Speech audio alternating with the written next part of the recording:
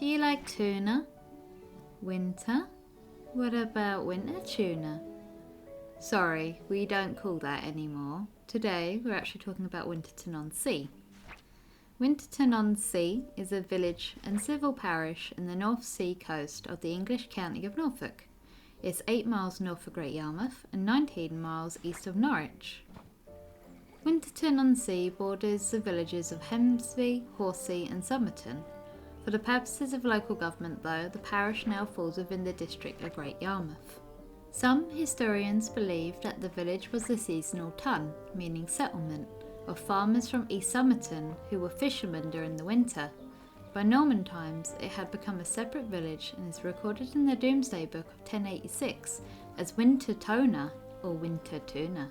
Between the village and the North Sea are the Winterton Dunes, which include a 270-acre National Nature Reserve, which are inhabited by several notable species, such as the rare natterjack toad.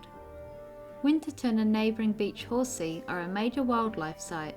Even over the winter, during the months of November to January like right now, a colony of Atlantic grey seals head to the beach to give birth to seal pups, and they're really cute. The parish was first created in 967 CE, and the church was established here during the Anglo-Saxon period. The current church, the Holy Trinity and All Saints, mostly dates back to the 16th century, and the lean-to chapel north of the chancel is from the 13th century and could have been an anchorite cell, but it's more likely to have been an early example of a vestry. The porch dates from about 1459. Because of the hazardous nature of the coastline at Winterton, which is indicated by the Winterton Lighthouse and was established in the 17th century, this was operated until the early 20th century. Between 1851 and 1861, a number of Winterton families migrated south to Caister-on-Sea. Many of those families joined the Caister Beachmen and founded arguably the basis of the modern lifeboat service. The most notable of these men being James Haylett. A World War II emergency coastal battery was also located on top of the cliffs at Winterton-on-Sea, making use of the pre-existing lighthouse as a battery observation post.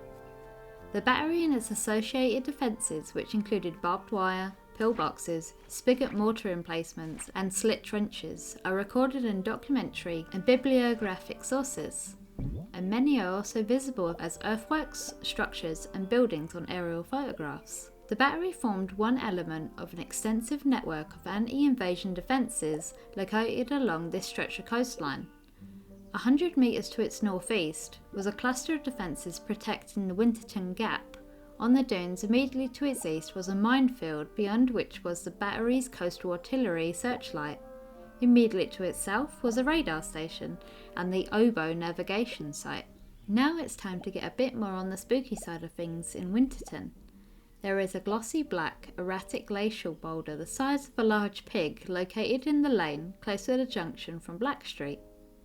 This stone was first moved in 1931, which led to riots among the populace, as the move was deemed responsible for poor fishing in the area afterwards. In the following year, it was decided to be moved to its present location. East Somerton is a small and picturesque hamlet and parish now united with Winterton and is home to the Witch's Leg at St Mary's Church. In the county of Norfolk, they contain the world's greatest concentration of medieval churches, with over 650 of them. Some of these churches date from at least half a millennia ago, so have not survived as well as others, but they are still there.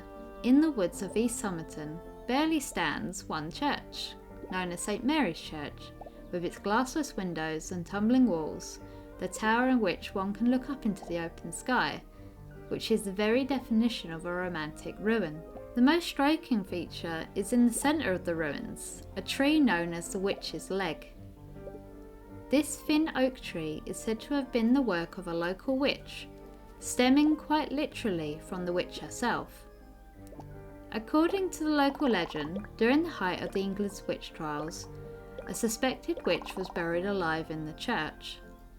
The buried witch, in her suffering, is said to have enchanted her wooden leg to sprout a tree that would destroy the church above.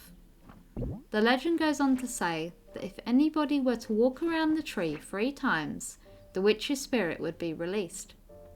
However, it's also believed that ghostly monks haunt the church and keep intruders from releasing her spirit.